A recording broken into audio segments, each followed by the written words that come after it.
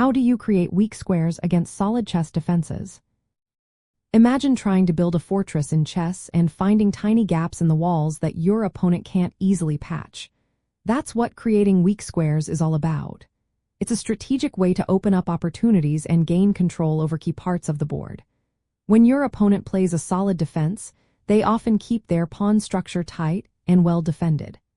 But even then, you can find ways to make some squares less protected. One way is through pawn structure manipulation. When pawns move forward, they leave behind squares that they no longer guard. For example, if a pawn advances from the 3rd to the 4th rank, the square it left can become weak if no other pawn can cover it. You can provoke your opponent to push pawns by threatening their pieces or pawns, which might force them to make moves that create holes in their defenses. Exchanging pawns can also be helpful because it can leave behind isolated or backward pawns, which in turn create weak squares around them. Targeting squares that pawns cannot easily reclaim is another effective method. Usually, these are on the 3rd and 4th ranks for white and the 5th and 6th ranks for black, especially in the center or near the king. If your opponent's pawn structure is fixed and rigid, you can maneuver your pieces to occupy or control these squares. Knights are especially good at this because they do not relying on pawns for support and can jump into these outposts.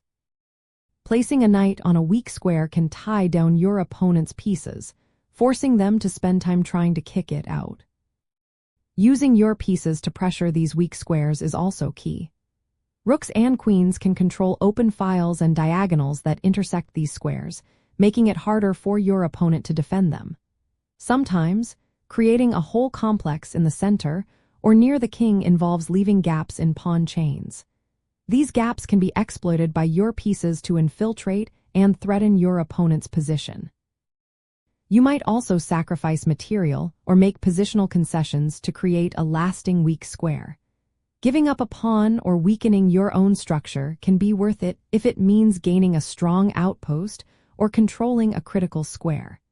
The goal is to turn a temporary weakness into a long-term advantage. In the middle game, focus on controlling squares your opponent cannot easily defend with pawns. Look for pawn breaks or exchanges that open up these squares. Maneuver your knights and other pieces to occupy or attack these weak spots. Knights are especially useful because they can hop into these outposts and exert pressure without needing pawn support.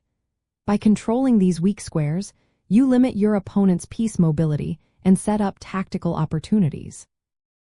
In short, creating weak squares against solid defenses involves careful pawn play to induce or exploit unprotected squares, along with precise piece placement to occupy and pressure these areas. This approach gradually weakens your opponent's position, forcing them to make concessions and opening lines for your attack.